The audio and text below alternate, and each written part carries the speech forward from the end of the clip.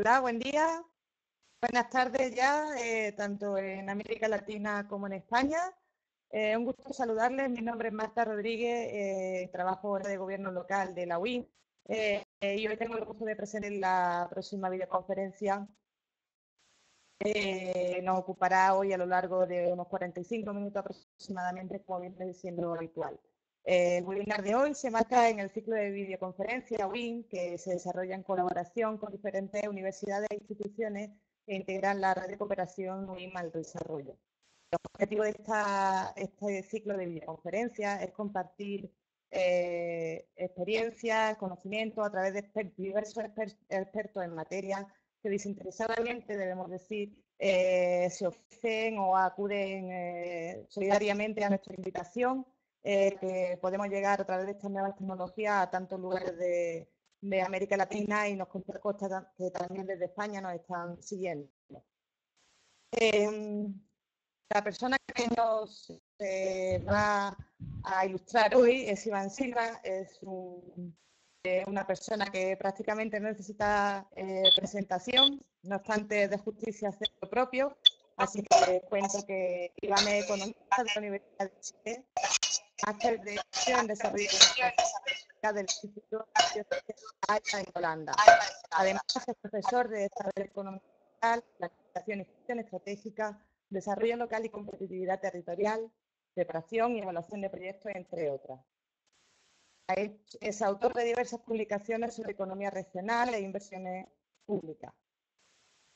Iván Silva es el exdirector de la Dirección de Gestión del Desarrollo Local y Regional del INPE-CEPAL entre 1997 y 2010 y actualmente es consultor independiente del CEPAL-INPES, del BID y colabora libremente con la Unión Iberoamericana de Municipalistas y la Universidad Internacional Menéndez Pelayo.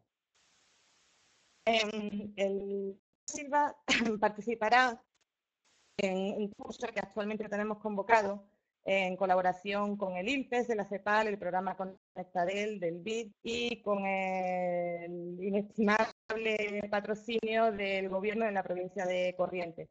Se trata de un curso cuya temática está directamente relacionado con la expertía de Iván Silva, que se desarrollará a partir del mes de septiembre en el campus virtual del INPES y posteriormente de manera presencial en la provincia de Corrientes. A lo largo de la videoconferencia iremos atendiendo dudas respecto a esta actividad y otras que le puedan interesar. No obstante, les recuerdo que como en otras ocasiones, primero escucharemos a Iván Silva, quien nos va a hacer su presentación. Ustedes pueden ir planteando durante toda la conferencia sus preguntas, nosotros las iremos recopilando y al final de la intervención tendremos un espacio en el que él irá o intentaremos atender la máxima posible. Las que no nos dé tiempo se responderán por correo electrónico y se compartirán igualmente. Recuerden que en el plazo de unos días ustedes verán en su correo electrónico con el que se inscribieron en esta webinar su certificado de participación. Bien, creo que de momento es todo por la presentación, así que les ruego un minutito de paciencia mientras volvemos a conectar con Iván Silva y reiterarle mi bienvenida y mi agradecimiento por estar aquí con nosotros. Saludos.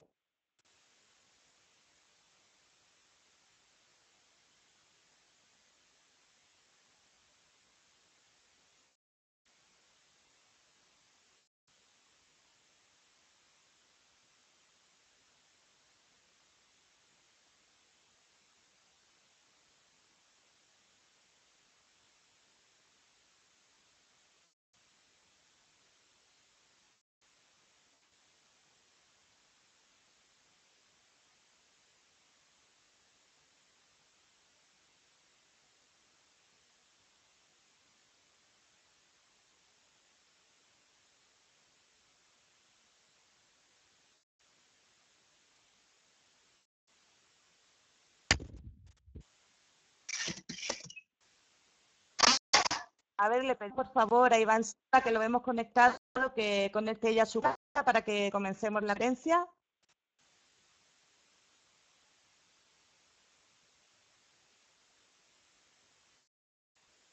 Ahí está. Ahí está. ¿Me escuchas? Muy bien, Iván, bienvenido. Te escucho, te escuchamos todos, que ya estamos 51 personas pendientes de tu intervención. Ah, bueno. Bueno, ¿puedo empezar entonces? Adelante. Bueno, primero que nada, un saludo muy grande para todos. Me siento muy extraño de estar compartiendo con tanta gente y no poder mirarlos a la cara, pero trataremos de hacer nuestro máximo esfuerzo en esta experiencia que para mí es muy novedosa. Espero que se esté escuchando bien. Yo a Marta la encontraba un tanto entrecortada. Veo en la pantalla derecha muchos saludos, no los puedo responder todos, sencillamente a todos, a los que conozco ya de otras ocasiones y a los que no conozco, un gran abrazo y espero que esta conferencia pueda ser de utilidad para cumplir con todos ustedes. Me han pedido hablar sobre políticas de desarrollo local y competitividad territorial. Sí se escucha bien, dice ahí. Bueno, me alegro mucho. Yo he preparado una conferencia que espero que la podamos hacer en no más de 45 minutos. La he dividido en 3 temas, que son los que vamos a ver a continuación. Las pantallas yo supongo que todos las están viendo. Básicamente lo que quería hacer en esta ocasión, y quizás para diferenciarlo de otras en las que ustedes, algunos de ustedes han estado presentes, es tomar estos 3 temas. Territorio y disparidades, particularmente el primer tema hace alusión al leitmotiv de los temas territoriales, que es que nos preocupan los temas territoriales, de dónde surge esta inquietud. Y a partir de eso, tratar de localizar cuáles son las políticas de desarrollo regional que surgen para dar cuenta de estos problemas en torno a los cuales los temas territoriales son de nuestra competencia.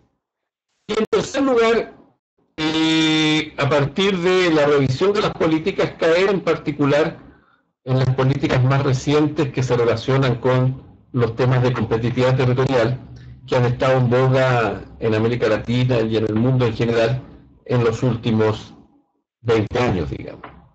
Entonces, primero, es, como lo tengo ahí colocado, territorios y disparidades, dar una rápida mirada a por qué es que nos preocupan estos temas, cuál es la idea de poder efectivamente entrar a estudiar estas problemáticas. Territorios y disparidades. Acá, básicamente, esto es una lámina con la cual a mí siempre me gusta comenzar mis exposiciones, es plantear el tema de cuáles son una de las preocupaciones centrales de los estudiosos de los temas territoriales. Y esto está relacionado con esta pregunta. ¿Por qué se concentra la actividad económica en unas determinadas localizaciones en vez de distribuirse sobre todo el territorio? O planteado de otra forma, ¿es malo que el crecimiento y el desarrollo económico y social sea territorialmente desequilibrado?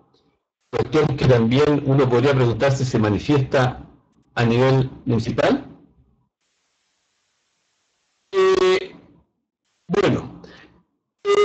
¿Por qué se concentra la actividad económica? ¿O es malo que el crecimiento y el desarrollo económico y social sea territorialmente desequilibrado? La verdad es que la situación empírica, cuando uno trata de dar respuesta a esta pregunta, lo que uno puede advertir es que efectivamente la actividad económica se concentra en pocos lugares de nuestros territorios y que hay una excesiva concentración en algunos lugares de nuestros territorios. Entonces la pregunta es, ¿esa concentración es necesaria? ¿Esa concentración es inevitable? ¿Qué se puede hacer? Esa concentración lleva aparejada temas de unas desigualdades que sería una preocupación adicional al tema de la concentración. O sea, uno puede distinguir concentración y desigualdad.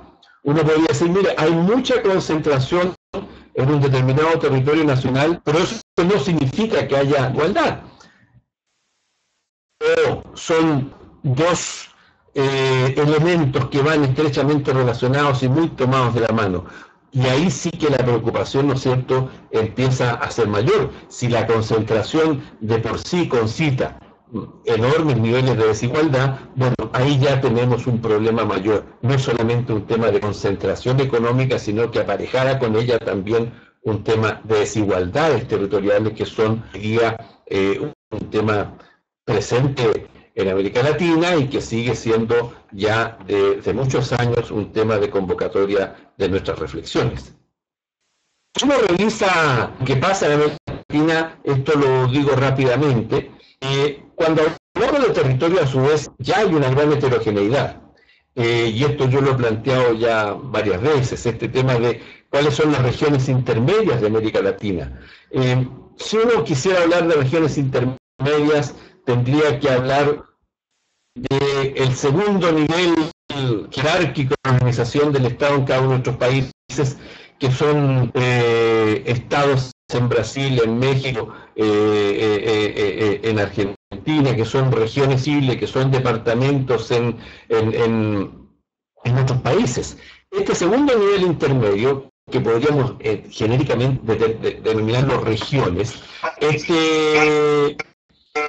São Paulo es una región que es del tamaño económico, es el segundo en tamaño económico en América Latina, o sea, está Brasil, México, São Paulo, y es una región en Brasil, mientras que tenemos regiones como Aysén en Chile, que es una región pequeñísima que no podría compararse con São Paulo. Cuando hablamos de región en América Latina ya también tenemos un primer problema, que hay una enorme heterogeneidad entre lo que es una región en un país versus lo que es una región en otro país. En segundo lugar, la heterogeneidad también se manifiesta en que una alta proporción de la generación del Producto Interno Bruto latinoamericano se concentra apenas en no más de un 9% del territorio de nuestro continente. Entonces, ahí hay unas dos primeras manifestaciones que si uno empieza a escarbar un poco más, ese cuadro ahí lo revisar después con mayor detención, puede verlo a nivel de países. Esto que estoy mostrando ahora es una actualización muy reciente y que básicamente a uno siempre lo lleva a reflexionar para ver si ha pasado algo a lo largo del tiempo o si realmente estas concentraciones se siguen manteniendo. Acá yo tengo lo que llamamos países monopolares, que básicamente significan concentración de actividad económica en un punto del territorio y son los países para los cuales hemos logrado actualizar información o tener información más reciente. Ahí, como pueden ver ustedes, está el caso de Argentina. La información que tengo para Argentina llega hasta el 2005 porque no tengo información más reciente. Los otros países logré, con la ayuda de los amigos de NIL, realizarla, pero pueden ver. Concentración básicamente del 93 al 2005, dos periodos, 2 años de comparación, en que la provincia de Buenos Aires y la ciudad de Buenos Aires concentraban casi el 59% de la actividad económica del país, con una leve incremento entre los 2 años. En el caso de Chile, por ejemplo, la región metropolitana de Santiago, en los años 90 concentraban 46% de la actividad económica, y si ustedes ven 2003, 2007, 2013, que ya es una información bastante reciente, lo que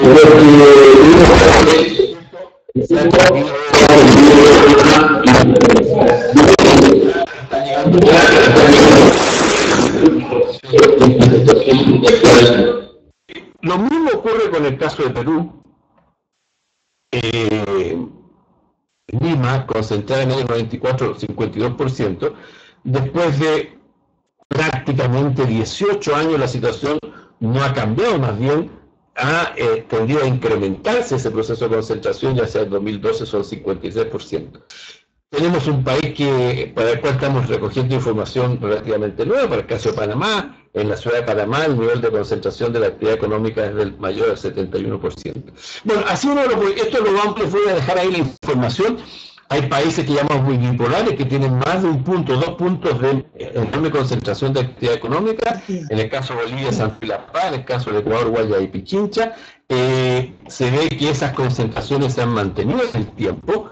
Países llamamos multipolares, donde hay más de 2 centros de concentración, pero que igual son un reducido término del territorio donde hay una gran concentración de actividad económica. En el caso de Brasil, São Paulo, Río de Janeiro y Gerais, donde la concentración en todo caso algo ha disminuido, y en particular ha disminuido gracias a que São Paulo ha venido disminuyendo en alguna medida sus niveles de desconcentración. Y pareciera ser que ello se debe fundamentalmente a un tema de deseconomías de aglomeración que han llevado a que se deslocalicen industrias en el estado de São Paulo, estados, y eso ha permitido algún nivel menor de concentración, pero con una concentración en polos muy alta. Lo mismo ocurrió en Colombia, que había una pequeña disminución, donde más se advierte esta disminución es el caso de México, donde los 4 principales estados pasaron de un 47% en el año 93 a un 38-39% en el año 2003. Sin embargo, entonces lo que uno podría decir es que, obviamente, aquí hay un tema de alta concentración económica, de enormes disparidades, que implican y que son el leitmotiv, el objeto de por qué es para los regionalistas es importante revisar lo que está pasando.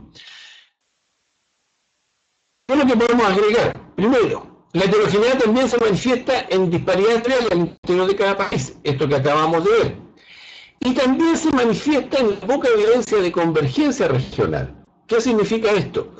Que, así como lo hemos revisado, que pareciera ser de que no hay evidencia a través de los estudios que se están realizando de que haya disminución en términos de desigualdades territoriales al interior de los países. O sea, como que estas desigualdades se han tenido a mantener o inclusive a aumentar. Pero un hecho que, y acá podemos verlo con lo que llamamos una medida simple de disparidades, que sencillamente consiste, y para los países que ahí están seleccionados, en el caso de América Latina, Argentina, Bolivia, Brasil, Chile, tomar 2 años, tomar la región con el PIB per cápita más alto y la región con el PIB per cápita más bajo, y relacionarlos, y ver qué ha pasado a lo largo de las fechas que ahí yo tengo disponibles, y ver, por ejemplo, que en el caso de Argentina, la relación en el 93, en el caso de Tierra del Fuego versus Santiago del Estero, la relación entre el PIB per cápita más alto y el PIB per cápita más bajo era casi de 7 veces, había aumentado 8 veces para el año 2005, y así en general, ustedes pueden ir advirtiendo en ese cuadro que las relaciones entre la región con el PIB per cápita más bajo y el PIB per cápita más alto y el más bajo andan entre 5, 8, 10 y 11 veces. Eso lo que denota es un gran nivel de disparidades territoriales al interior de los países. Si uno hace la comparación con algunos países de la OCDE, ahí están los casos de Francia, Italia, Japón, etc., lo que uno puede advertir es que estas relaciones son mucho más bajas y casi no superan las 2 veces. Es decir, la relación entre el PIB per cápita de la región de mayor PIB per cápita versus la región de menor PIB per cápita, en el caso de países más desarrollados, no alcanza a superar las 2 veces. Es decir, eso implica un nivel de disparidades mucho menor. En otras palabras, entonces, lo que uno podría decir, en América Latina hay una alta concentración de actividad económica, pero que a su vez va acompañada de enormes disparidades territoriales, lo que a su vez se confirman con este cuadro que estoy mostrando, que es un cuadro que muestra disparidades a partir de este indicador de convergencia sigma que voy a explicar muy detalladamente en beneficio del tiempo. Entonces, en definitiva, uno de lo que podría decir que uno de los aspectos más visibles de la desigualdad económica en el caso de América Latina es la concentración de la actividad económica. Y esta concentración de la actividad económica se produce principalmente por los beneficios asociados a las llamadas economías de aglomeración, externalidades. Estos factores conducen a la concentración también de la innovación hoy en día, que es un factor determinante del crecimiento económico. O sea, por lo tanto, si hay concentración económica, y esto está básicamente inducido por este fenómeno de las economías de aglomeración o de las externalidades, también eso puede inducir a una mayor concentración de la innovación y por lo tanto eso va a llevar cada vez más a mayores niveles de concentración en la medida que la innovación hoy día es un factor determinante del crecimiento. Pero aquí es donde viene entonces una de las reflexiones que uno debiera hacer, y es la razón por la cual les pongo todo esto y que yo quisiera compartir con ustedes. Altos niveles de concentración de la riqueza, sin embargo, no debieran significar necesariamente altos niveles de territorial. Y esto uno lo puede ver muy claramente con el cuadro que viene a continuación. Ahí hay un eje, acá me voy a colocar en el eje que está arriba a la izquierda. Bueno, primero el eje de las X, lo que mide es concentración territorial, y el otro eje mide en Gini territorial, es decir, niveles de concentración versus niveles de desigualdad territorial. Entonces ustedes tienen acá niveles de concentración que van del 10 al 70%, y Gini territorial va de 0 a 0,35. Si ustedes se recuerdan, cuando se acerca a 1 es un mayor nivel de desigualdad territorial, si se acerca a 0 un mayor nivel de igualdad territorial. Entonces lo que uno puede advertir, en el caso de los países que están acá arriba, en el cuadrante superior izquierdo, está Suecia, España, Japón, Francia, por ejemplo, no se podría, el caso de Suecia ahí, es un país que tiene un alto nivel de concentración territorial. Casi más del 55% de la económica está concentrada probablemente en Estocolmo, por ponerlo en términos muy simples. Sin embargo, ese nivel de alta concentración económica va acompañado de un nivel de bajo Gini territorial, o en otras palabras, de bajas disparidades territoriales. Entonces, este es un ejemplo interesante en el sentido de decir, mire, ojo, la alta concentración de la actividad económica no significa, no es necesariamente sinónimo de alta desigualdad. Yo lo podría ver en el caso de todos estos países. En cambio, en América Latina, si uno se va a este otro extremo, la alta concentración económica que uno mide acá es sinónimo de altos niveles de desigualdad territorial. Y esto es lo preocupante entonces. Lo preocupante es que en América Latina la alta concentración económica normalmente va acompañada de altos niveles de desigualdad. Desigualdad entre los territorios, desigualdad entre las personas. Y ese sí ya es un tema que debiera, por lo tanto, preocuparnos. Cómo construir capacidades para que esas desigualdades territoriales pudieran irse corrigiendo, pudieran irse permeando, pudieran irse rebajando, si uno pudiera hablar de esos términos. Hay un solo caso en América Latina que es similar al de los países más desarrollados que están acá, es el caso de Uruguay. Uruguay, como ustedes pueden ver, tiene un alto nivel de concentración económica, pero un menor nivel de desigualdad territorial que el resto de los países de América Latina que están acá considerados, aunque un poco mayor que el de los países desarrollados que están en esta. Entonces, eso llama la atención. Entonces, lo que uno podría decir, mire, a pesar de la alta concentración en estos países, en Uruguay, hay algún sistema de distribución que permite que otros territorios tengan niveles de equidad mejores, a pesar de las altas concentraciones económicas que se pueden haber en esos países. Eso probablemente es lo que ocurre en países como Suecia o países como Holanda, donde la alta concentración, o sea, uno puede decir, mira, está concentrada muy fuertemente en Rotterdam, en Ámsterdam, pero en el país se ve un nivel de bienestar relativamente parecido, independientemente del territorio donde usted viva. Pero bueno, entonces el punto es que, y aquí es donde viene la polémica, la discusión y el tema que nos convoca, que yo pues quisiera llevarlo hacia lo que son las políticas. Y que es lo que voy a plantear a continuación. Se plantea también entonces que el problema es el siguiente, que para crecer es preciso concentrar y aglomerar. O sea, usted se quiere mantener procesos de crecimiento estables en el tiempo necesita concentrar y aglomerar.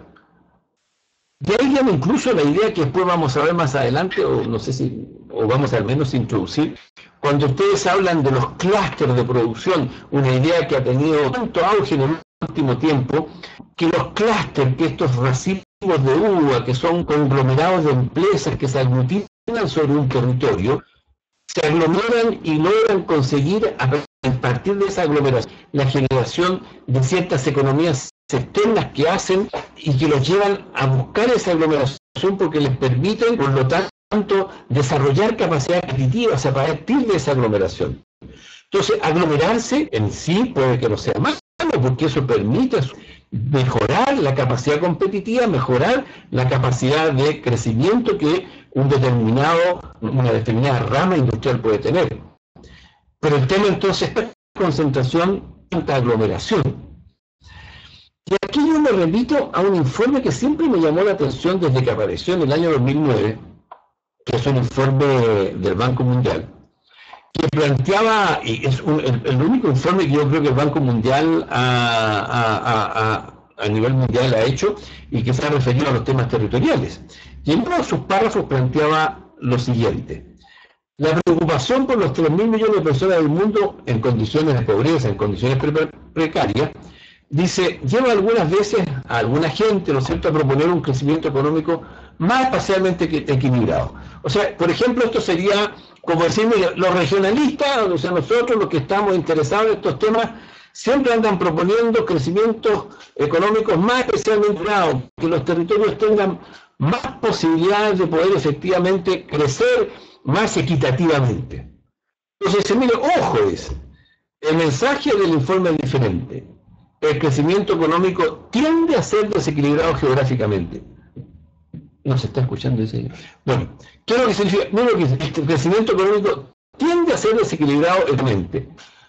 Eso es lo que dice el informe. Los esfuerzos por difundir prematuramente pondrán en peligro el progreso. El desafío que se plantea a los gobiernos es permitir e incluso alentar un crecimiento económico desequilibrado, al mismo tiempo garantizar un desarrollo incluyente. Entonces, uno dice, bueno, entonces fíjese que lo que están planteando acá, ojo, mire, trate de que no por usted tratar de proponer, si usted propone más equilibradamente puede estar poniendo en riesgo el crecimiento. Eso es lo que está diciendo el informe. Ojo, si usted apunta ese tipo de política, podría estar perjudicando el crecimiento futuro. Entonces, por lo tanto, dice, el desafío es alentar un crecimiento desequilibrado, dice el informe, y al mismo tiempo garantizar un desarrollo incluyente. O sea, crezca, genere excedentes y vea después cómo lo distribuye entre los territorios. Ese es más o menos el planteamiento que se hace. Pero entonces la pregunta es, ¿hasta dónde ello es posible? Aglomerar para crecer y crecer para distribuir, porque lo que entonces tendríamos que decir, mire, primero crezcamos y después distribuyamos, que es la vieja receta en términos de personales, también se plantea en términos territoriales. Bueno, la verdad es que la pregunta esencial, diría yo, allá de lo éticamente aceptable desde el punto de vista de la eficiencia económica, es si son o no son las desigualdades territoriales un obstáculo estructural al crecimiento económico. Y si así fuera, debieran o no los gobiernos nacionales preocuparse por reducir la brecha de desigualdad para crecer. Pues aquí viene otro tema, y es el estudio que nosotros realizamos en alguna oportunidad, la constatación que las desigualdades económicas también son, las desigualdades territoriales, también son un impedimento para el crecimiento económico. Entonces, el equilibrio entre una y otra cosa, como ustedes pueden ver, no es un equilibrio fácil. Pero particularmente para los que están preocupados de los temas de desigualdad, de pobreza, de vulnerabilidad, obviamente que no olvidamos el crecimiento, pero sin olvidar que estamos preocupados de ver, bueno, qué se hace para conseguir que aquellos que más atrasados puedan también crecer y también puedan caerle los frutos del crecimiento que pueden estar concentrados en nuestros territorios. Pero también hay otros obstáculos, como se dice en esta lámina. En general, altos niveles de PIB per cápita están relacionados con altos niveles de ingreso de las personas y estos a su vez con mayores niveles educacionales y por tanto con una mayor capacidad de los territorios para innovar. Eso es un tema que la verdad es que a uno tiene que llamarle fuertemente la atención. Si ustedes vieran de qué depende fundamentalmente el crecimiento económico hoy en día, en gran medida depende de la capacidad de innovación. Y la capacidad de innovación está fuertemente relacionada con principalmente una cuestión esencial, con recursos humanos, con conocimiento y con innovación tecnológica. Y por lo tanto, cuando hablamos ya de recursos humanos, estamos hablando fuertemente de los temas relacionados con educación. Entonces, por lo tanto, es este otro tipo de heterogeneidad que puede ser aún más grave y que se refiere al conocimiento de la innovación que afecta fuertemente al desarrollo de las regiones. Estoy viendo en el lado derecho algunas preguntas que yo no sé si es el momento ya.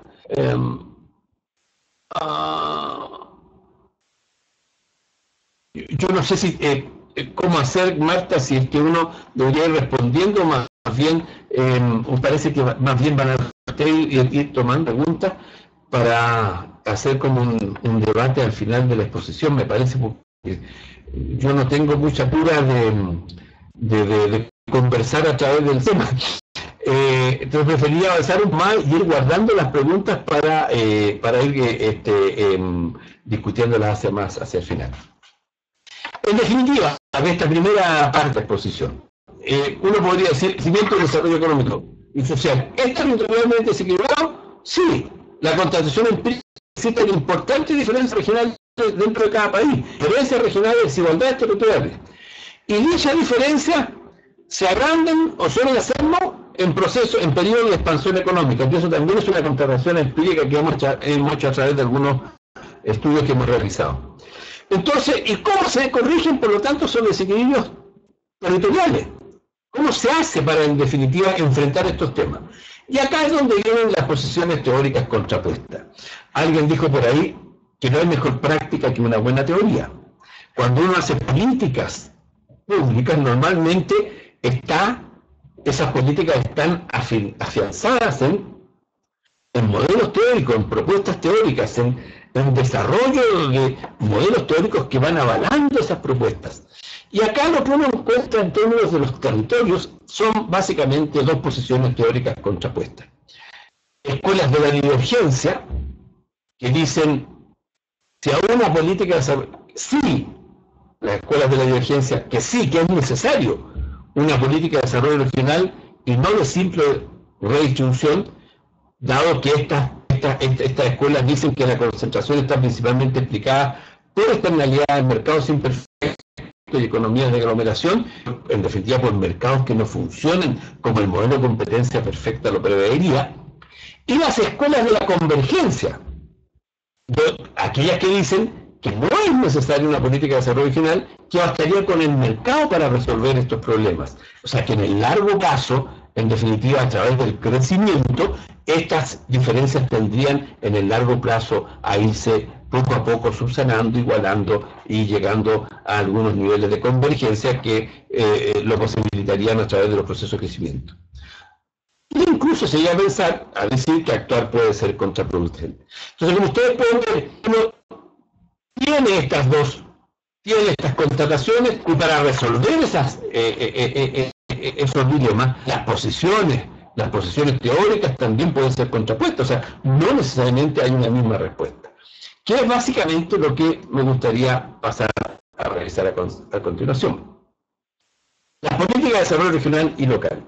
Esto puede ser muy denso, pocas veces se comentan estos temas, por eso que a mí me interesaba en esta conferencia al menos dejarlos retratados.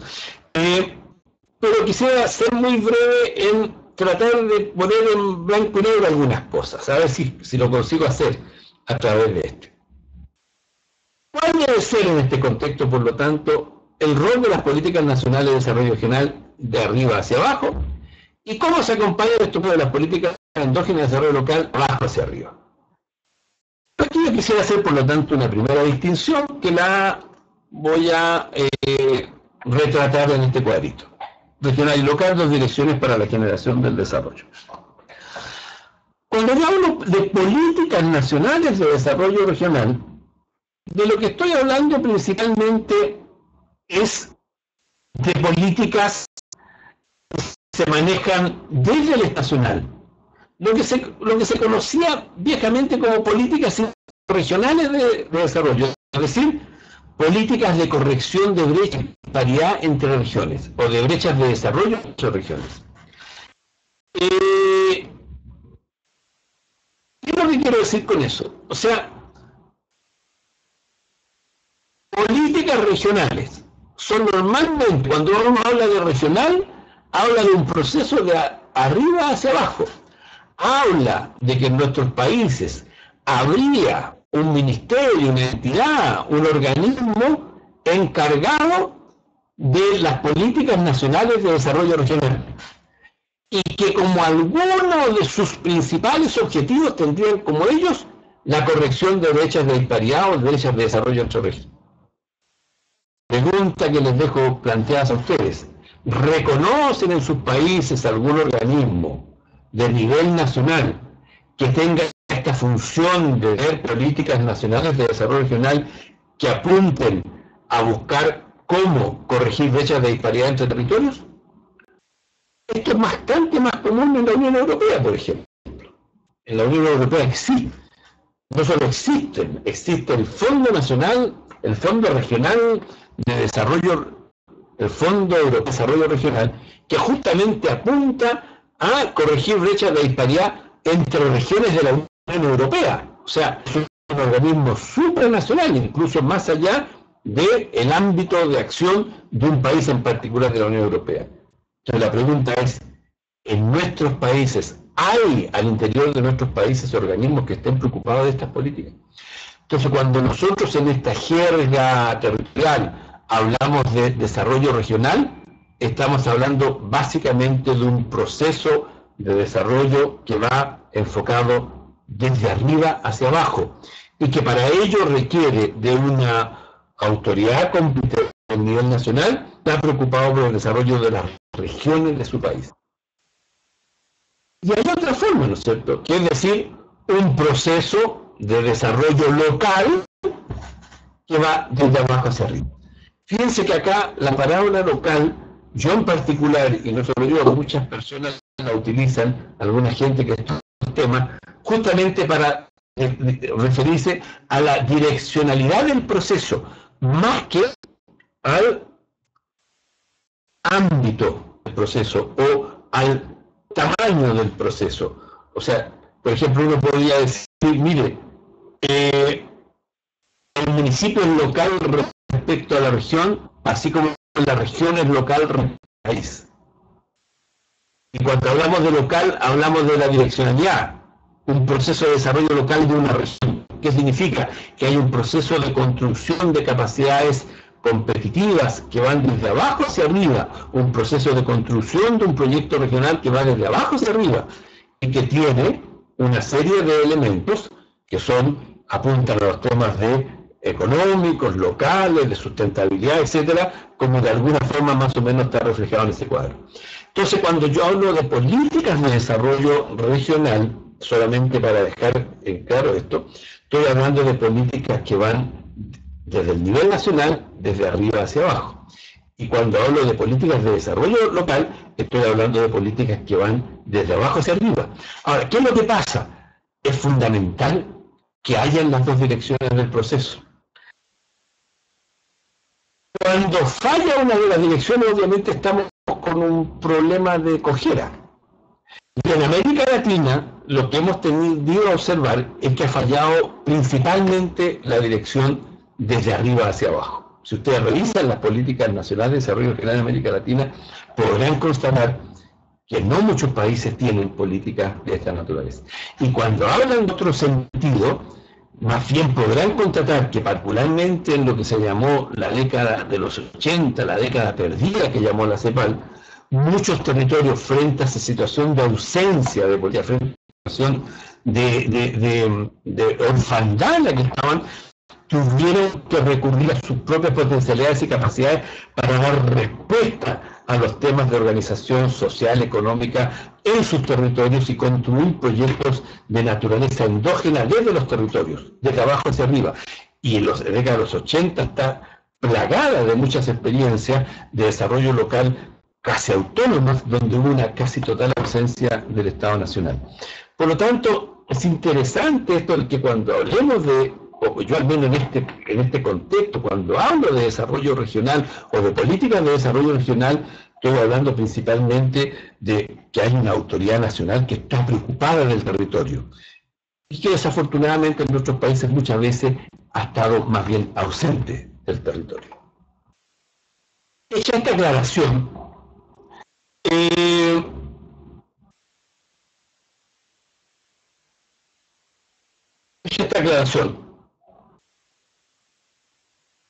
es entonces buscar respuestas en las políticas. Entonces decíamos anteriormente, bueno, si para crecer es necesario concentrar y aglomerar, ¿cuánta concentración y cuánta aglomeración? ¿Cuánto es éticamente aceptable? Bueno, buscar respuesta a este tipo de preguntas, así como dar una explicación a por qué se concentra la actividad económica en determinadas localidades y a partir de ahí procurar justificar las políticas públicas que en una u otra dirección buscan atender esta disparidad, es lo que procura responder las distintas teorías que se han formulado a través del tiempo. Y eso es lo que yo tengo acá, en este cuadrito. Miren, obviamente que esto en cualquier escuela de economía en el ramo de desarrollo regional daría para un año entero, un semestre entero, pero estas son, no sé si el resumen está completo, pero casi completo. Para la respuesta de por qué se concentra en determinadas localizaciones en vez de distribuirse uniformemente sobre el territorio, ahí hay un conjunto de teorías afines al desarrollo regional que han tratado de dar esa respuesta. Desde von Thunen, en el siglo XIX, el geógrafo alemán que trataba de explicar la localización de las actividades agrícolas en base a la renta agrícola, que había concentración de la actividad agrícola en algunas organizaciones en vez de otras, sobre planos relativos homogéneos, pasando por las teorías de localización que después buscan encontrar otro tipo de explicación a los factores de la organización de por qué se concentra la actividad económica en unos u otros territorios, por las etapas de crecimiento, por la ciencia regional, por las teorías de los polos de crecimiento, el desarrollo desigual, hasta llegar en nuestros días a los modelos de crecimiento endógeno a la nueva geografía económica. O sea, son más de muchos años, algunos cientos de años, donde ha habido la preocupación por estos temas y donde las explicaciones han sido distintas o han tratado y obviamente han obedecido a periodos históricos distintos. No es lo mismo, ¿no es cierto?, el desarrollo económico principalmente agrícola del siglo XIX al desarrollo industrial o tecnológico de nuestra era. Entonces, las explicaciones obviamente han ido cambiando y han ido adecuándose obviamente a la evolución histórica de la humanidad. Si uno mira la explicación de estas teorías, lo que puede encontrar es que hay algunas que son propiamente espaciales, que son básicamente las originarias, las que encabezaron von Thunen y lo que se llama la escuela alemana. Después hay otras que están basadas, que han sido tomadas prestando teorías del crecimiento económico, que son las teorías de la etapa de crecimiento, de los polos de crecimiento, las teorías de desarrollo regional. Bueno, todas estas teorías, de una u otra forma, han procurado avanzar en dar respuesta a esta pregunta de la concentración de la actividad económica. Obviamente yo no voy a entrar a revisarla, solamente la estoy poniendo como una referencia.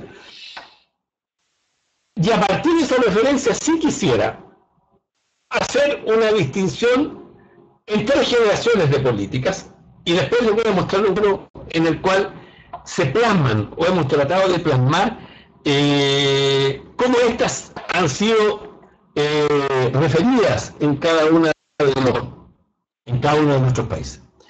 Entonces, distintas concepciones teóricas que dan origen a distintos tipos de políticas públicas en el plano territorial. Se habla también entonces de políticas de primera, segunda, tercera y hasta de cuarta generación. Las políticas de primera generación, para dar respuesta a esto del nivel de concentración de la actividad económica, son todas aquellas de corte keynesiano principalmente, hasta que estaban referidas en los años 50 y 60 de gráfico, y que apuntaban desde la óptica nacional a la corrección de disparidades interregionales, disparidades territoriales. Es decir, cuando tuvieron algún grado de aplicación, operaron hasta mediados de la década de los 70, que es cuando entra en abierta crisis el llamado estado del bienestar. Entre los años 50 y 70 conviven con estas políticas keynesianas otros enfoques. Está el de corte keynesiano, que cuestiona el carácter automático de los mecanismos correctores del mercado y por lo tanto plantea la necesidad de intervención externa. Y el otro enfoque, que es el neoclásico, que supone la perfecta movilidad de los factores y predice un movimiento espontáneo de igualación a largo plazo de las tasas de crecimiento en las distintas economías regionales. O sea, si ustedes se dan cuenta, o sea, para un mismo problema, tipo de política, uno dice hay que intervenir y otro que dice, no, mire, el crecimiento en el largo plazo se van a igualar las tasas de crecimiento, a largo plazo las regiones van a converger. Cuando hablamos de converger es que las más van a crecer más rápido que las más ricas y van a alcanzar a las más ricas. Eso es cuando se habla de convergencia y divergencia. Y a propósito de convergencia y divergencia, que esto no es solamente un problema territorial, lean a Piketty, los estudios recientes de Piketty, que son interesantísimos, de lo que hablan es de la convergencia y divergencia a nivel mundial y de países en los últimos 200 años. Y ahí hay unas explicaciones maravillosas de cómo esto ha evolucionado en el tiempo. Hacia finales de los 70 y los 80 comienza un periodo de casi total ausencia de políticas territoriales, asociado a la crisis del petróleo y al agotamiento del llamado modelo fordista de producción, ¿no es cierto? La planificación se bate en retirada y se produce el papel del Estado a su impresión, y eso está en el contexto de lo que se llamaron los acuerdos, los consensos de Washington. En esta época, en los 80, y traten de, no sé, los que son más viejos o para atrás, los que son más jóvenes tendrán que leer, pero al menos en esta época hubo un retiro del Estado. O sea, ya, ¿qué corrección de disparidades? Esto es un tema que lo tiene que resolver el mercado. No hay políticas que resuelvan esto. Y la política territorial de esos años, fíjense que se caracterizó principalmente por procesos de descentralización, empujados más por una lógica de eficiencia y disminución del tamaño del Estado, que de verdadera vocación de fortalecimiento del desarrollo territorial a nivel de las regiones. Ojo, los procesos de descentralización de esa época, y Chile es un caso muy característico de esto que pasó en esos años, no eran tanto por buscar darle mayor autonomía a los territorios, eran básicamente dirigidos y planteados a partir de la necesidad de una disminución del tamaño del Estado. Y por lo tanto, y usted, bueno, le vamos a transferir funciones, le vamos a delegar, por ejemplo, en el caso chileno, la función de educación y de salud, usted hágase cargo de eso, y así reducimos además el tamaño del Estado y buscamos a ver si podemos conseguir mayor eficiencia cuando esto sea administrado en niveles inferiores del aparato del Estado. Pero no iban dirigidos a empoderar a las regiones para que pudieran tener una mayor capacidad de autonomía en esos procesos de desarrollo. Sin embargo, los procesos de descentralización de esos años cimentan las bases para una mayor autonomía de los procesos de desarrollo local desde abajo hacia arriba. Y esto coincide, por lo tanto, con lo que se ha llamado con las políticas regionales de segunda generación, que proponen un modelo de pluralismo regional en el cual cada territorio aprovecha su potencial endógeno, sus propias tradiciones y vocaciones de producción local y se vincula con tecnología avanzada de producción con mayor protagonismo en las pymes. Esto ya les suena más, esto ya como que empieza a sonar más a lo que probablemente todos ustedes están haciendo. Esto de que cada día se empoderan más los territorios y se proponen una serie de medidas de política, entre otras, esto que se han llamado el desarrollo de sistemas regionales de innovación para constituir un conjunto de redes de agentes públicos, privados y educacionales que interactúan en un territorio específico aprovechando una infraestructura particular para los propósitos de adoptar, generar y difundir innovaciones tecnológicas. Es decir, fíjense que si bien la descentralización no apuntaba a eso, terminó siendo un vehículo de empoderamiento de los territorios y además un vehículo de empoderamiento en situaciones a veces de total orfandad en la cual le fueron dejados los territorios por parte del Estado Nacional y pudieron empezar a ver de que ellos también podían con sus propias capacidades proveer procesos de desarrollo exitosos desde abajo hacia arriba, desde lo local. Y los enfoques de tercera generación, que comienzan ya a mediados de los 90, sin descartar las propuestas de segunda generación, enfatizan fuertemente las propuestas de la competitividad sistémica, apuntando a las condiciones de competitividad en el entorno territorial. Se impulsan políticas que apuntan a la integración de factores materiales y no tangibles del territorio, se empieza a hablar de los capitales intangibles, de capital social, cultural, institucional, una serie de otros factores que terminan siendo determinantes y fundamentales para avalar, impulsar procesos de desarrollo desde abajo hacia arriba, para tener una vida integral de desarrollo regional. Y se enfrenta, por lo tanto, al fenómeno de la globalización, la mundialización de los negocios y el proceso que se van a llamar desmaterialización de la economía vinculado al desarrollo de la sociedad del conocimiento y de los servicios.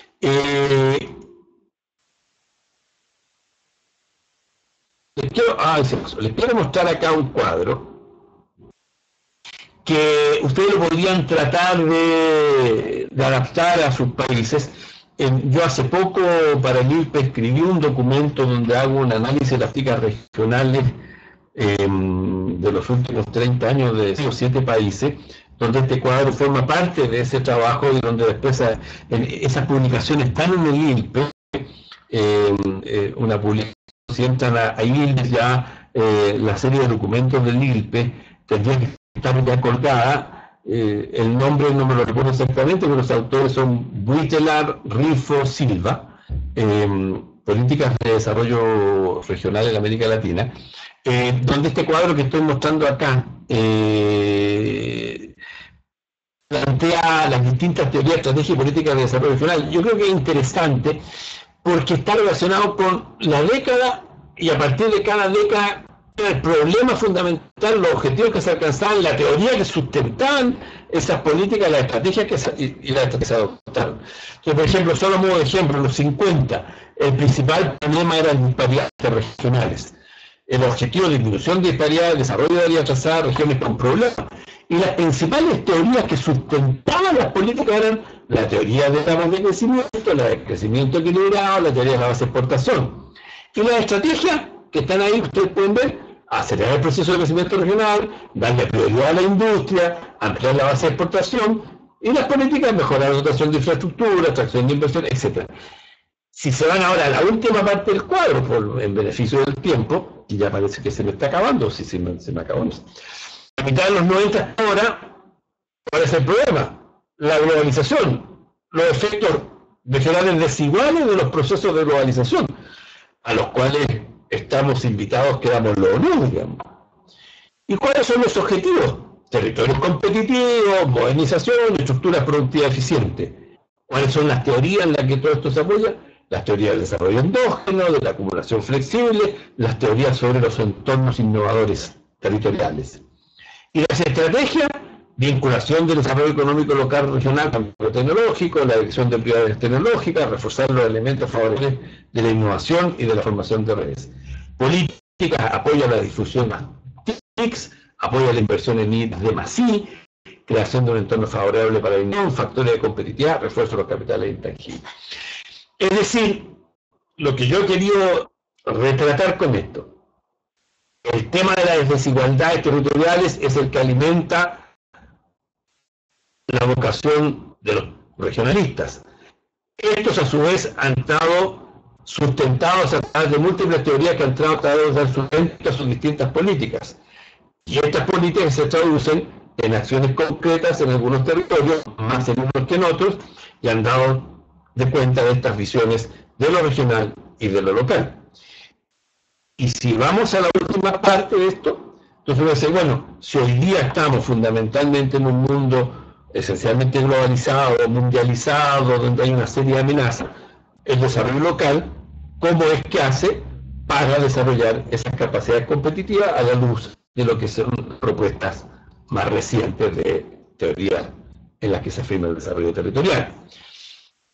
Acá me voy a restringir básicamente a la generación de respuestas desde abajo hacia arriba, sin perjuicio que tiene que haber siempre la otra vertiente, que es la que yo creo que en América Latina ha estado muy ausente. No porque sencillamente Por ejemplo, hoy es muy particular, el caso de Chile.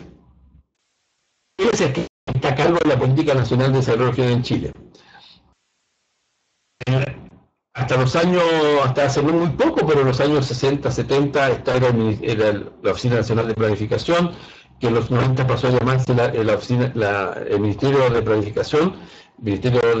Planificación, que en su interior tenía la División de Desarrollo Regional, que era la encargada de las políticas nacionales de desarrollo regional de Chile. Ese ministerio hace poco dejó de llamarse Ministerio de Planificación, ahora se llama Ministerio de Desarrollo Regional. La división territorial que había al interior desapareció, por lo tanto uno supone que desaparecieron las políticas nacionales de desarrollo regional. O sea, en Chile ya no hay una entidad preocupada por los temas de política nacional de desarrollo regional. Ustedes podrían decir, los que son chilenos, pero está la Subsecretaría de Desarrollo Regional. Pero es que ese no fue su rol, y no sé si todavía se lo han asignado. Ese rol quedó absolutamente huérfano, nadie lo ha tomado como tal, sin perjuicio que la Secretaría de Desarrollo Regional pudiera estarlo asumiendo. Acá ni siquiera existe, por lo tanto, en Chile, el referente ministerial político que se preocupa de él. Habrá otros países donde ese referente existe, pero a lo mejor no existen las políticas. Entonces, me da la impresión que en América Latina hemos estado muy huérfanos de políticas nacionales de desarrollo regional, y ahí es donde, obviamente, faltándonos eso que es esencial para provocar procesos exitosos de desarrollo territorial, faltándonos esa parte, al menos por suerte están los gobiernos locales, los territorios locales que tienen la responsabilidad de construir respuestas desde abajo hacia arriba. Y en este sentido, ya para ir cerrando, quisiera decir que cuando uno entra a los temas territoriales locales, y más específicamente al desarrollo económico local, a lo que se aspira normalmente, particularmente en la parte económica, era diseñar instrumentos y políticas de gestión que aprovechen los recursos locales endógenos para transformar los sistemas productivos locales y regionales. En resumen, cómo lograr la construcción de territorios locales y regionales competitivos e innovadores. En este sentido, y acá insisto un poco en eso, el desarrollo local no es sinónimo de desarrollo municipal, por el contrario hace referencia a un proceso impulsado desde abajo hacia arriba, apoyado en las capacidades endógenas de los territorios. Cuando hablamos entonces de transformación de los sistemas productivos locales, lo que estamos hablando, y acá les presento un cuadrito, es de transformación de sistemas productivos locales constituidos principalmente por micro y pequeñas empresas. Por micro y pequeñas empresas. Ni siquiera por miles, más que por pymes. Aquí en el cuadro ustedes pueden ver que la microempresa es importante no solo en América Latina, sino que también en Europa. Por ejemplo, ustedes ven ahí que en términos de porcentaje de empresas en Europa, en la Unión Europea, el 92% de las empresas son microempresas. El 6,8% son pequeñas y el resto son micro y pequeñas. Esto se repite en América Latina. 83% en Brasil, micro, 81% en Chile, 96% en El Salvador. En términos de generación de empleo, micro en la Unión Europea 30%, 50% en promedio MIPE, y varía acá, Brasil 51%, Chile 64%, El Salvador 75%, y los tamaños medios. Ahí falta un dato esencial, que es para entender este cuento, que es el dato del producto y por lo tanto la productividad de las pequeñas empresas. Si ustedes me creen, no tengo ahí el tablo, en la generación de producto, la participación en la generación de producto, si bien participan algunas empresas con el 70% de la generación de empleo, en términos de generación de producto eso no va más allá del 20%. En cambio, en Europa puede llegar al 40-50%. O sea, en otras palabras, la micro y pequeña empresa en nuestro continente, en América Latina en general, es de una muy baja productividad, como lo puede mostrar el cuadrito que viene a continuación, que es un cuadro tipo modelo que yo he adaptado, pero que refleja mucho la situación de la mayoría de los países de América Latina. Si uno va aquí hasta donde está la micro y pequeña empresa, el cuadro dice lo siguiente: el 97% de las empresas son micro y pequeñas empresas, que generan el 75% del empleo, y en términos de ventas o de capacidad de creación de producción, generan solo el 18% de las ventas. No es el producto, pero que eso uno podría hacer un proxy del producto. En otras palabras, si uno hiciera una correlación de productividad, estas empresas, las micro y pequeñas, tienen una generación de venta de 203 unidades monetarias por empresa, mientras que las grandes generan 109 unidades monetarias por empresa. Esto que está aquí es una gran brecha de productividad. Y por lo tanto, si hay una gran brecha de productividad, el desafío es cómo estas pequeñas empresas, que constituyen el 98% del tramado empresarial de nuestros territorios, pueden volverse más productivas y por lo tanto pueden generar más productos, más empleo en un contexto de mayor innovación. Este es un desafío enorme porque para crecer es fundamental innovar este sistema empresarial, cambiar esta estructura productiva. Y por lo tanto, hoy día se habla de productivos locales y de transformación de sistemas productivos locales para conseguir en esta sociedad globalizada de mayor necesidad de competitividad. Estamos hablando de sistemas productivos locales constituidos básicamente por micro y pequeñas empresas de baja productividad y por importantes brechas productivas. Donde es importante, y fíjense de nuevo, ahora volvemos al evento con el que comenzamos, es importante la noción de aglomeración y clustarización para desarrollar capacidad competitiva. Decíamos, aglomeración que conlleva desigualdad, estamos diciendo, bueno, pero ¿cómo hacemos para aglomerar a estas pequeñas empresas para desarrollar capacidad competitiva? Ojo, son conceptos que si bien están en la misma palabra, tienen sentido distinto, y donde también es importante la noción de territorio como base cultural de las empresas que desarrollan capacidades competitivas con la colaboración de su entorno. La modernización de este sistema empresarial muy difícilmente puede ser abordada con una visión centralista. Esto necesariamente tiene que ser abordado desde un punto de vista descentralizado, desde los territorios, desde abajo hacia arriba, y de ahí, entre otras cosas, la importancia de los territorios y de los temas locales. Por lo tanto, uno podría decir que el desarrollo económico local puede verse como un proceso de mejoramiento de la competitividad de una región o municipio, lo que implica el mejoramiento de la competitividad del sistema local de empresas, pero no solamente eso, mejoramiento de la competitividad de su entorno, y cuyo objetivo es el crecimiento de la economía local, el empleo y el aumento del ingreso de las familias. Y un proceso que está liderado principalmente por los gobiernos locales, la comunidad local, empresas e instituciones de apoyo. Y lo que estoy planteando acá, y que obedece principalmente a la última referencia de los desarrollos teóricos para la instalación de políticas públicas, tiene una cierta secuencia, que es lo que yo llamo la secuencia del tema de la competitividad en los territorios. El planteamiento original de este tema era que son las empresas que compiten, no los países, ni menos los territorios. Sin embargo, por ahí empezó a decir, bueno, pero mire que un competitivo o un territorio competitivo es serie de empresas competitivas. Y en tercer lugar, que la aglomeración de empresas competitivas genera ventajas adicionales, ventajas de clúster. Y las empresas competitivas suelen estar cerca una de las otras, la cercanía produce ventajas, estática o de aglomeración, dinámica de clúster, diferenciación. Por tanto, y aquí viene la conclusión, el territorio importa, el entorno importa. La cercanía de la vecindad puede generar aprendizaje por interacción que es fuente de innovación. Y de ahí viene el tema de los sistemas regionales de innovación. La innovación no es un tema que solamente se aprende en la universidad. La innovación, y por eso que han tenido tanto auge los sistemas regionales de innovación, la innovación es un tema de comunicación, de cercanía, de vecindad, de articulación, de cooperación, de prestarse conocimiento, de aprender de lo que se llama el conocimiento tácito que está en los territorios. Y de ahí la importancia de eso, de lo local, como fuente de innovación, que hoy día es fuente esencial de crecimiento y por lo tanto de potencialidad de reestructuración de estos sistemas productivos que tienen estas características que hemos mencionado.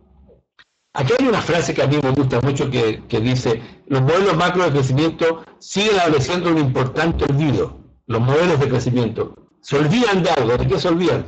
Del factor espacio, del territorio, que siempre queda al margen. Lo cierto, se plantea acá, es que muchos de los factores cuya importancia se destaca porque explican o pueden explicar el mayor crecimiento de una economía son factores que están localizados y no están considerados en los modelos. Son factores que no son objetivamente trasladables de un lugar a otro, son poco móviles. Dichos factores son los que hacen que un territorio en cuestión pueda ser más competitivo que otro y que en consecuencia también puedan serlo las empresas que desarrollen ahí sus actividades productivas, que es la cultura del entorno, la cultura territorial, la forma de hacer las cosas en un territorio. O sea, hoy día cuando hablamos de competitividad y por lo tanto cuando hablamos de cómo enfrentar los procesos de globalización con algunas posibilidades de éxito, el territorio tiene que estar presente porque ese manto de protección o manto de diferencia, más que principalmente de lo que pueden ser procesos productivos distintos. En este contexto, entonces, es que uno puede situar los estudios de competitividad, donde yo acá, y esto ya cerrando, básicamente refiero a que uno en realidad tiene que situarlo en estos planos. Cuando se habla de competitividad se habla de muchas cosas, pero en realidad uno puede estar hablando de competitividad de empresa, competitividad de países, competitividad sistémica, competitividad territorial. Y son todos conceptos que no son contradictorios entre sí, pero que hay que entenderlos en la dimensión y en el plano en el cual ellos se están ubicando. Y en este contexto, en lo particular, a mí me parece que el concepto de competitividad sistémica, que no es contradictorio de los otros, sino que este concepto de competitividad sistémica puede ser asimilado a un concepto de competitividad de países, es el más completo para el desarrollo de políticas a nivel territorial desde lo local, ya que conlleva estos 4 elementos que hacen a un concepto más sistémico e integral, que son el elemento metaeconómico, macroeconómico, mesoeconómico y microeconómico de la competitividad sistémica. Es decir, el desarrollo de políticas en cada uno de estos 4 niveles. En términos muy de asociación de ideas, cuando hablamos de metaeconómico estamos hablando de la necesidad de la construcción de una visión de desarrollo. O sea, que día para ser competitivo en un determinado territorio ¿debe construir una visión de desarrollo? Sí, yo creo que sí. Una visión de desarrollo significa ¿para dónde quiero yo que vaya el territorio? ¿Para dónde quiero yo que vaya mi municipio? ¿Para dónde yo quiero que vaya mi región? ¿Cuál es el sueño de futuro que tengo para este municipio? ¿Qué es lo que yo creo? Ahora, eso no es lo que yo creo. ¿Qué es lo que la sociedad de ese lugar cree que debiera ser esa visión de desarrollo? Construir una visión de desarrollo. Es tan importante porque es cómo poner las fuerzas que están en el territorio, las fuerzas sociales, económicas, productivas, en una misma dirección.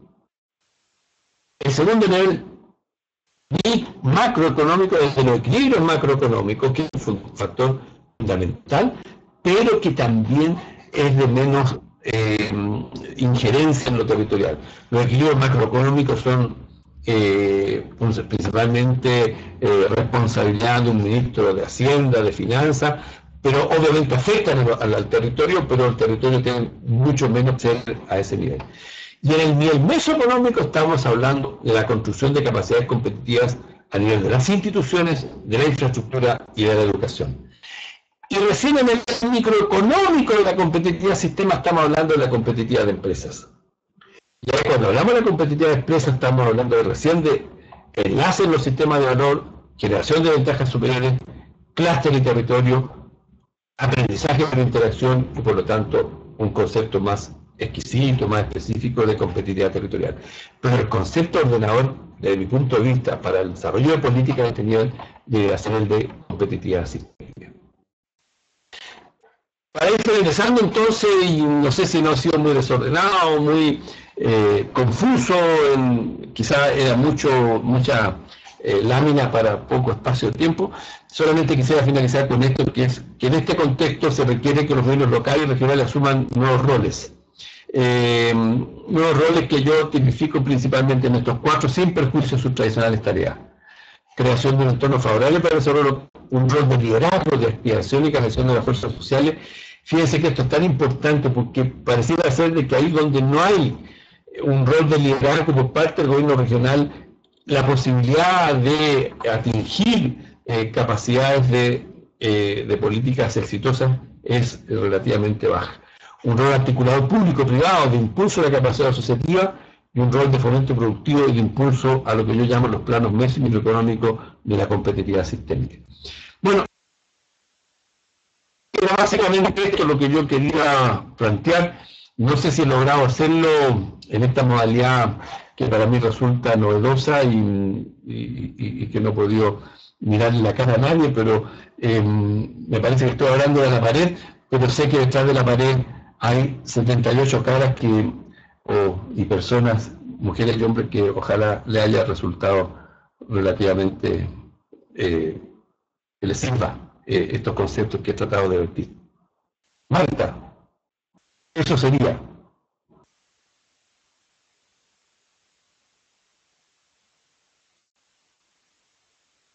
Hola Iván, muchísimas gracias, todo clarísimo. Yo creo que, como es habitual, has cumplido sobradamente con todas las expectativas. Vamos a dar ahora espacio, antes de que se nos agote el tiempo del todo, a contestar algunas de las preguntas, porque realmente la conferencia ha sido bastante completa y hemos tenido, bueno, yo sé que en ocasiones has sentido la tentación de fijarte en el chat. Nosotros hemos ido recopilando todas esas preguntas y esas consultas y les reitero que las que no vamos a atender ahora mismo iremos contestando por correo electrónico. Entonces, Iván, te invito, por favor, a mirar el chat Skype, donde yo te voy a ir trasladando algunas de las preguntas que hemos ido recopilando. ¿Estás ahí ya? Ya, el que está a la mano derecha, ¿no? ¿El del Skype o el que tengo acá a mano derecha, el chat? ¿Ves? A ver.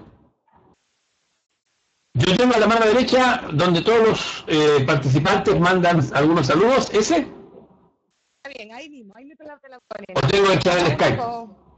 No te preocupes, no, que estamos aquí en el chat de la webinar y ahí te voy a compartir la primera que nos hace llegar Pedro Espondaburu, a quien saludamos desde aquí, porque fue el gran amigo de la WIN y... Ay, perdón, ahí hay una de Gustavo Fontanini, disculpa. Ahora vamos con Pedro Espondaburu no lo conozco. la primera. ¿Qué? Dale con la primera que te acabo de poner de Fontanini. Hay una limitante que son los dadores de empleo. ¿Cuánto tiene que ver la carga fiscal? Cuanto más pequeña es la empresa, mayor tiempo de gestión y menos coordinación. Este es un punto para tratar. A ver, respecto a cuanto más pequeña es la empresa, yo pienso que no necesariamente depende del tamaño. Obviamente, eso de mayor tiempo para la gestión, cuando uno tiene una pequeña empresa, está pensando en que lo dirige una pura persona, ya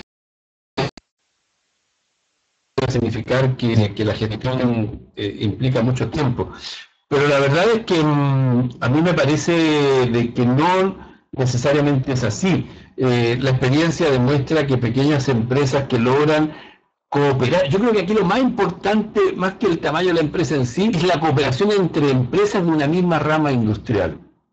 Cuando son capaces de compartir conocimiento.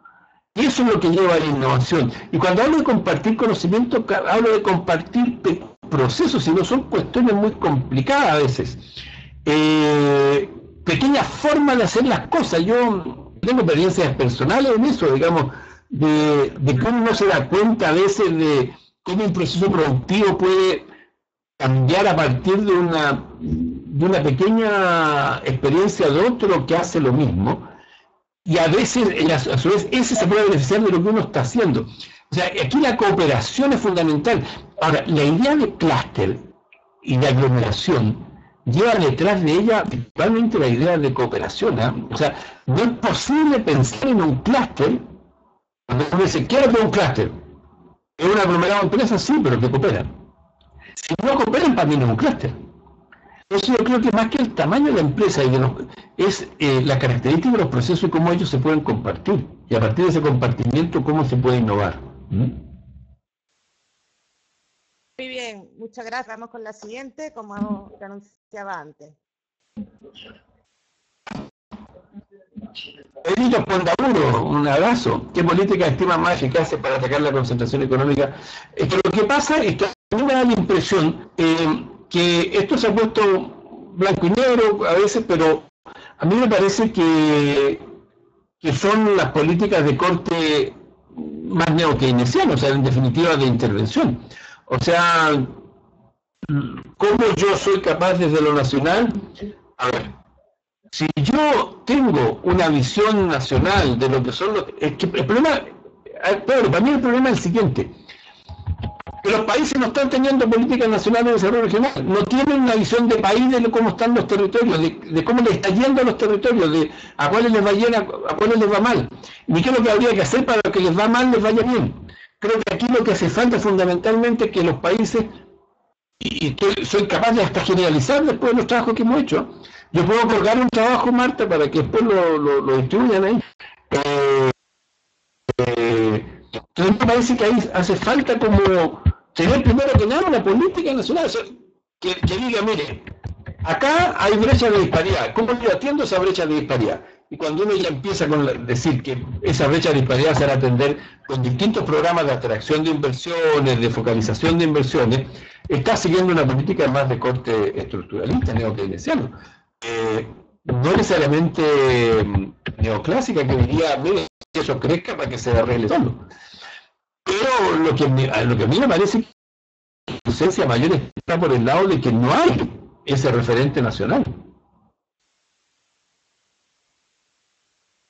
Muy bien, gracias. Y seguimos con otra.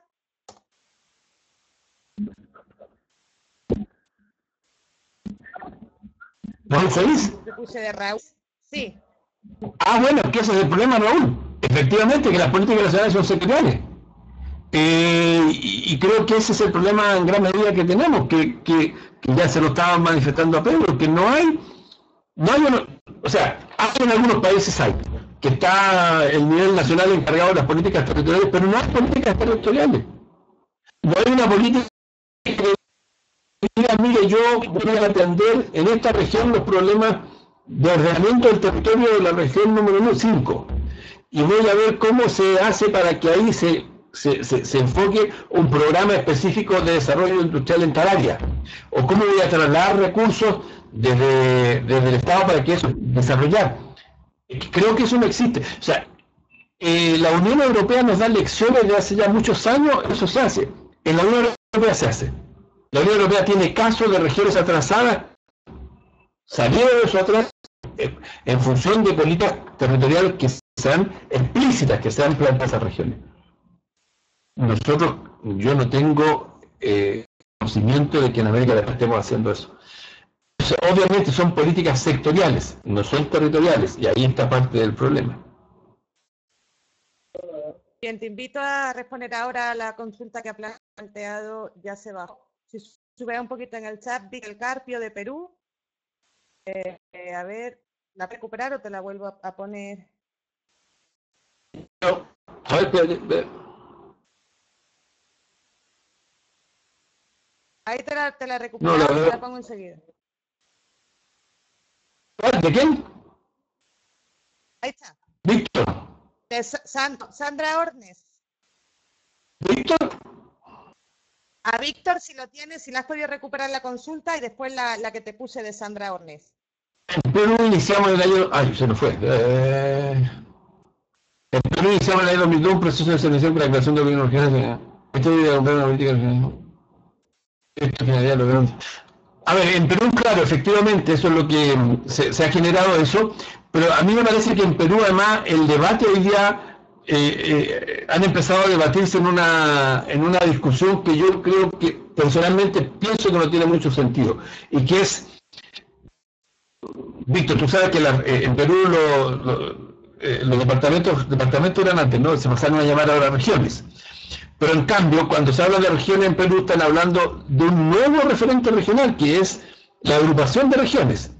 Y para esa agrupación de regiones que se están planteando una serie de medidas pero que no llegan a ponerse de acuerdo si van a conformar o no esas nuevas regiones, y por lo tanto da la impresión de que ahí se está llevando a cabo un debate que yo creo que es inconcluyente. Yo creo que con las regiones que tienen actualmente, si hubieran políticas específicas para esas regiones, tal cual como ya están, sería bastante suficiente. Ahora, a mí me da la impresión que el debate continúa y no se han logrado poner de acuerdo en qué es lo que van a hacer las regiones. Muy bien. Me planteo ahí otra. Esta sería ya la última consulta. ¿Sandra Orlas? Sí. Ah, Sandra, ese es un tema terrible, terrible. Hay un trabajo que yo hice donde si revisas cuáles son algunas de las medidas de la capacidad del capital humano, nivel de escolaridad, nivel de participación en la educación terciaria y otros más, otras medidas más. Estamos atrasadísimos. El nivel medio de escolaridad en América Latina no son más de 8 años. Y cuando ya lo ves al interior de regiones, podrás ver que en las regiones donde hay mayor concentración y más ricas, el nivel de escolaridad puede llegar hasta 9 años y en las regiones más pobres 4 años. Entonces, obviamente, si a mí me preguntaran qué es lo que hay que hacer, yo hace rato que vengo diciendo educación, educación, educación. Muy bien, muchas gracias. Creo que aún seguimos en línea. Podríamos continuar así porque, como puedes ver, Iván, siguen llegando las consultas. Todas seguimos registrándolas, pero hasta aquí llegó nuestro tiempo por hoy. Yo quería agradecerte, Iván, tu generosidad, como siempre, con la UIN. Ha sido un gusto contar con tu participación, con tu manera tan cercana de exponer todos los conceptos. Estaremos encantados de contar contigo de nuevo en Corrientes. Será un gusto compartir contigo esos ratitos tanto académicos como del lado informal. Así que estamos en contacto. Muchísimas gracias y estamos hablando. Lo mismo, Marta, un abrazo, un beso, saludos a todos ahí, muchas gracias a ustedes.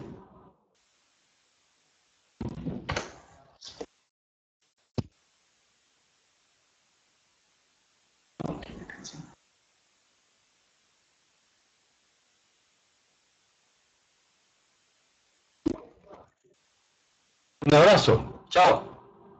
Un abrazo, chao.